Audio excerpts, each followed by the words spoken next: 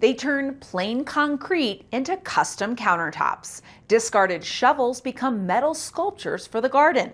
Plastic jugs become bicycle handle grips, or perhaps a golden river winding its way through the surface of a cement coffee table.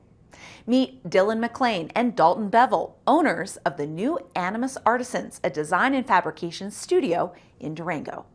You're watching the Local News Network, brought to you by Ute Mountain Casino and the Norm Phillips team at Draper and Kramer Mortgage. I'm Wendy Graham-Settle. Animas Artisan owners Dylan McLean and Dalton Bevel say they've always had an artistic bent, but the skills they use to create custom home furnishings out of concrete, wood, and steel weren't developed in art school. McLean, a Durango native, learned welding and fabrication as a mechanical engineer at the Colorado School of Mines.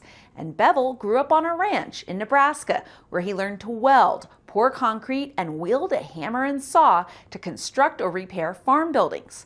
Both have been experimenting with design and fabrication on their own. Then 2 months ago, they formed Animas Artisans in McLean's workshop on the Florida Mesa. Their portfolio includes custom vanities made from recycled wood and steel with concrete countertops, and an all-concrete side table, concrete flower pots of all different sizes, and whimsical steel sculptures that could work in or outside the home. They incorporate recycled plastic processed by their colleague Riley Wanzik to create colorful insets and even a river of gold on one countertop. Wanzik makes plastic paper towel holders, bicycle handles, even skateboards by melting down No. 2 recyclable plastic, cooling it in molds, then shaping it with a lathe as if it were a piece of wood. It's all about cross-collaboration and upcycling trash.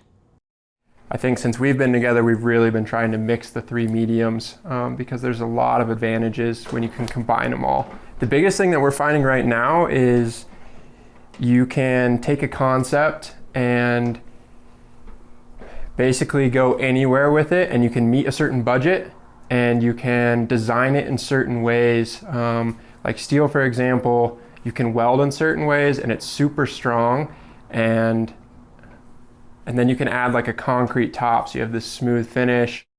Animas Artisans furnishings are elegantly simple in their design, and because of their construction, they're built to last. The two are aiming for a mid-range price point, often difficult to accomplish with a custom-built piece of furniture. It can be, kind of modern. It can be a little bit rustic. It can be a little bit, industrial looking, but it kind of all comes together to be, kind of a higher standard, kind of a fancier product in the end. But we're also figuring out how to play with all those mediums to get to those price points for people who want, a handcrafted piece, but maybe they don't want to spend $1,000. So that's kind of where it comes to, I can make the frame out of wood and the top out of steel, and that makes it way cheaper than me processing concrete or whatever it may be. Animas Artisans' work can be found at the Durango Farmers Market, Nature's Oasis, several local studios, and online.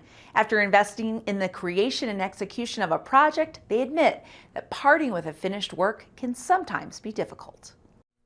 It's really satisfying. Sometimes it's a little sad because I get a little attached to some of the pieces. Yeah. And so you're like, man, this thing is like, I want to put this in my home.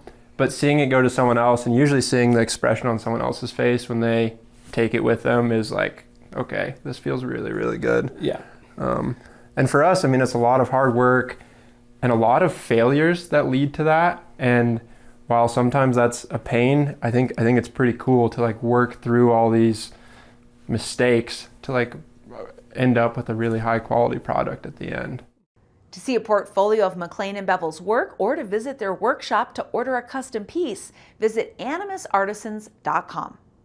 Thank you for watching this edition of the Local News Network. I'm Wendy Graham-Settle.